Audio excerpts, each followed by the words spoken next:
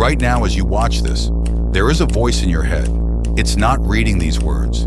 It's commenting on them. It's judging whether this is worth your time. It's comparing, planning, defending. It hasn't stopped since you were approximately 2 years old. You call this voice you. But what if it isn't? What if everything you call yourself, your personality, your identity, your story, is something your brain invented? Not to know the truth, but to survive. Anxiety, depression, narcissism, burnout, comparison, rage. We treat them like separate problems. Different labels, different therapists, different medications. But what if they all have the same root? What if they are all in different ways? The ego fighting to stay alive? Philosophers called it the ego. Neuroscientists call it the default mode network. Buddhists call it the illusion of the self. Nietzsche called it something closer to a lie we tell ourselves to function. They all looked at it from different angles. They all reached the same conclusion. The self, as you experience it, is a construction, and that construction is costing you everything. Freud gave us the word, but the concept is older than any language. The ego is not your soul. It's not your consciousness. It's the story you tell about yourself, constantly, compulsively, automatically. I am someone who works hard. I am someone who was hurt. I am someone who deserves better. I am someone who is not enough. Every one of those sentences is the ego, not describing you, constructing you, in real time, every second, without stopping. Freud called the ego the mediator, the part of the psyche that negotiates between your raw impulses and the demands of reality. It is not the deepest part of you. It is the filter. But here is what Freud could not fully see. The filter became the identity. The mask became the face. The ego isn't born. It's built. And the construction begins the moment you first feel unsafe. The child who is told they are too much learns to be less. The child who is praised only for achievement learns that love is conditional on performance. The child who is abandoned learns that attachment is dangerous.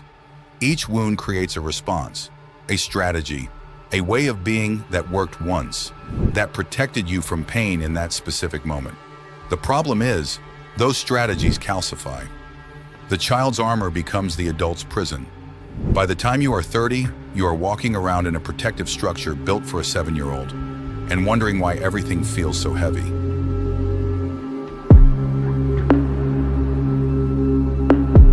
When the ego feels threatened, and it feels threatened constantly, it goes to war. Comparison. You scroll. You measure. You find yourself less, more, better, worse, in an endless loop that serves no purpose except to reaffirm that you exist in relation to others. Rage. Someone criticizes your idea. The response is disproportionate. Because they didn't criticize your idea, they threatened your identity.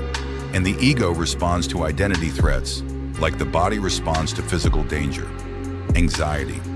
The ego lives in the past and the future, never here.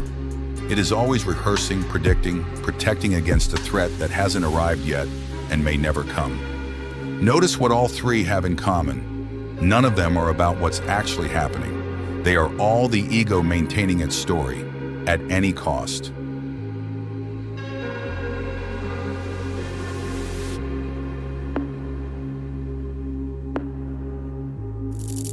In 2001, neuroscientist Marcus Rachel discovered something that changed how we understand the brain. He found that when you're doing nothing, when you're not focused on any task, a specific network of brain regions doesn't go quiet. It becomes more active. He called it the default mode network. Scientists initially assumed this was the brain at rest. It wasn't.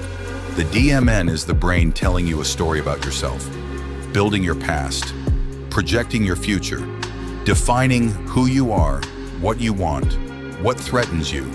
It is the neurological infrastructure of the ego, and it never turns off. Unless, research found, you do something very specific, meditate deeply, or in rare cases, dissolve the boundary between self and world. The brain scans of experienced meditators show the DMN going quiet, and what they report from the inside? Freedom. Nietzsche didn't use the word ego. He didn't need to. He called it the I, and he spent his career systematically dismantling it. He argued that what we call the self is not a unified thing. It's a multiplicity, a shifting coalition of drives, instincts, and social performances, all pretending to be one consistent person. The subject is a fiction, he wrote, not metaphorically, literally. Buddhism arrived at the same conclusion 2,500 years before Reichel's brain scanner. The Buddha called it anatta, no self, not you have a small self, not you need a better self. There is no fixed self to begin with. What you call I is a process, not a thing. Like a flame. It appears continuous, but it is always burning new fuel. There is no single, fixed flame, only burning. The suffering, Buddhism said, comes entirely from treating the flame as a solid object and spending your whole life trying to protect it, enlarge it, and prevent it from going out. Ego death, in the Buddhist sense, is not dying. It is the flame realizing it is fire. The part realizing it is the whole. Ego death sounds terrifying. We associate it with psychedelics, with breakdowns, with loss of control. But what those who have experienced it describe, across traditions, across centuries, across cultures, is not terror. It's relief. The exhaustion of maintaining the story, the weight of defending the identity, the constant noise of the voice that never stops, suddenly quiet, not nothing, not void, more. A quality of presence, of being here, fully without the filter, that most people have never accessed and can barely imagine. Eckhart Tolle described his own spontaneous ego dissolution at 29, in the middle of a suicidal depression, as the most profound moment of his existence. Not because something was added, because something fell away, and what remained was already whole. Here is the paradox that every tradition eventually arrives at. You cannot kill the ego.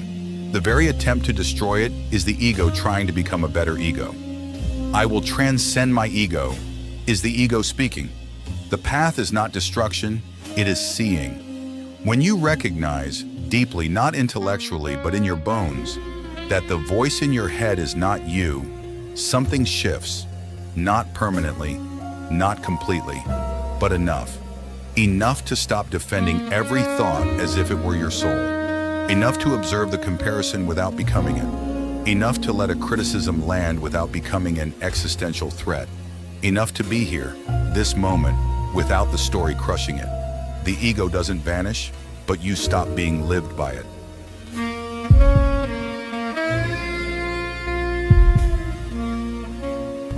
The voice in your head will start commenting on this video the moment it ends. It will decide if it was worth your time. It will compare it to other things.